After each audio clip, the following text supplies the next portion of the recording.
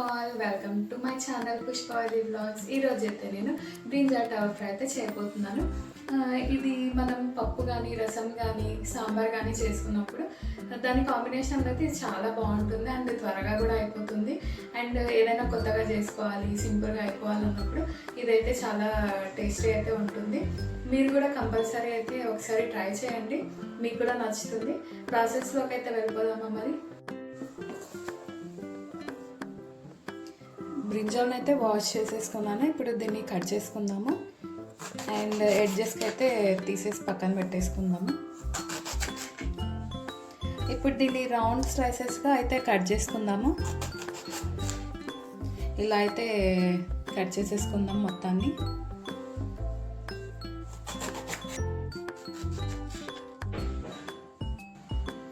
Okay అండి, ఇలా అయితే రౌండ్గా కట్ చేసేసుకొని అయితే పక్కన పెట్టేసుకుందాము.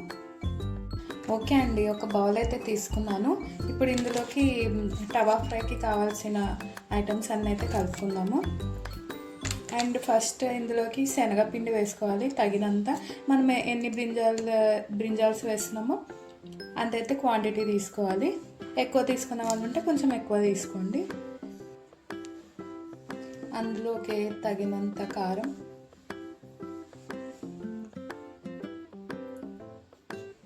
ధనియా పౌడర్,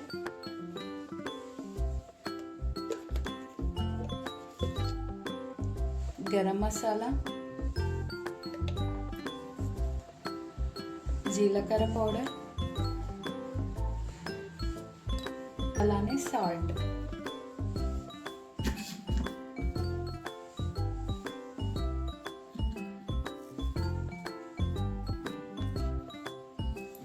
ఇవన్నీ వేసుకున్నాకైతే బాగా కలిపేసుకుందామండి. దీన్ని అంతా మిక్స్ చేసేసుకుందాం, ఈ పౌడర్ అంతా.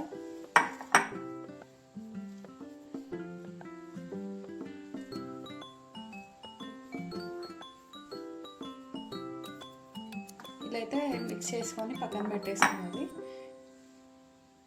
ఇప్పుడు మనం కట్ చేసి పెట్టుకున్నాం కదండి బ్రింజాల్ని అయితే ఇలా కట్ చేసి పెట్టుకున్నాం కదా ముక్కలుగా, దాన్ని అయితే దీంట్లో అద్దేసి మొత్తం అయితే దానికి అంటేలాగా పట్టించుకోవాలండి.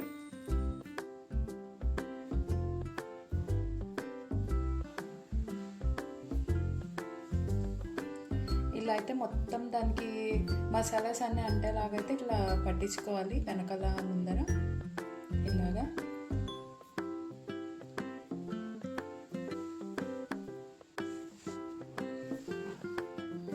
అన్నీ అయితే అంటించుకొని పక్కన పెట్టేసుకుందాము.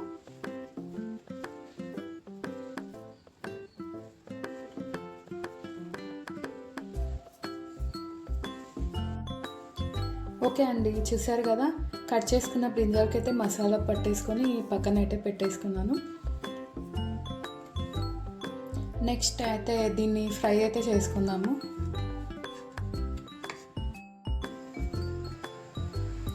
ఇప్పుడు స్టవ్ మీద అయితే ప్యాన్ అయితే పెట్టేసుకున్నాను. ఇప్పుడు ఇందులోకి ఆయిల్ అయితే యాడ్ చేసుకుందాము. ఇప్పుడు ఇందులోకి ఆయిల్ అయితే యాడ్ చేసేస్తున్నాను బ్రింజాల్ ఫ్రై చేయడానికి అయితే.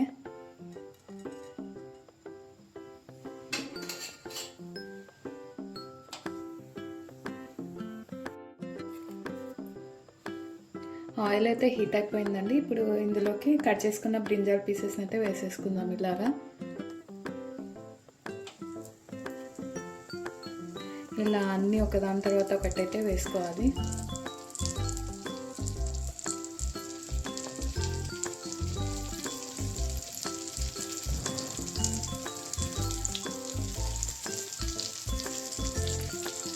ఇలా మొత్తం అయితే వేసుకున్నాను. వీటన్నిటిని కొంచెంసేపు ఫ్రై అయితే చేద్దాము. ఒకవైపు ఫ్రై అయ్యాక ఇంకో వైపు అయితే తిప్పేసుకోవాలి. అండ్ ఇదైతే మనకి బ్రింజాల్ కర్రీ అంటే ఇష్టం లేని పిల్లలు కూడా ఇలా చేస్తే బాగా తింటారు.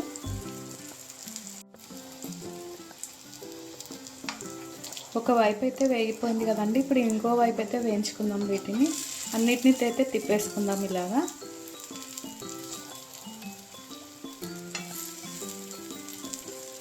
ఒకవైపు అయితే చూడండి బాగా కాలిపోయింది కదా, ఇదిగోండి.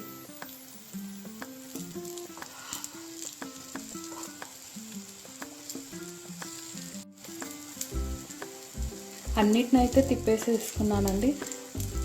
కింద కాలిన వైపు అయితే చాలా బాగా అనిపిస్తుంది కదా ఫ్రై. క్రిస్పీనెస్ కూడా బాగా వస్తుంది ఇలా చేసుకుంటే. బాగా చిప్స్ లాగా అయితే ఉంటాయి.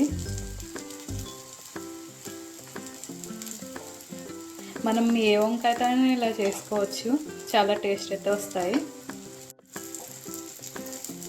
ఓకే అండి, ఇది ఫ్రంట్ అండ్ బ్యాక్ అయితే బాగా వేగిపోయింది. ఇప్పుడైతే పక్కన తీసేసుకుందాం. ఇంకా మొత్తం చూసారా బాగా వేగాయి. ఇంకా స్టవ్ ఆఫ్ చేసి అయితే పక్కన తీసేసుకుంటున్నాను.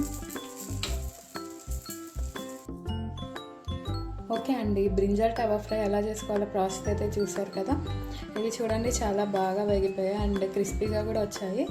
అండ్ ఇందులోకి అయితే మనం చెప్పాను కదా, పప్పు, రసం, సాంబార్ ఇలా ఏదానికైనా కాంబినేషన్గా అయితే తినేసేయచ్చు. అండ్ చాలా టేస్టీగా అయితే ఉంటాయి. మీకు కనుక ఈ రెసిపీ నచ్చినట్లయితే please subscribe to my channel. Thank you, bye.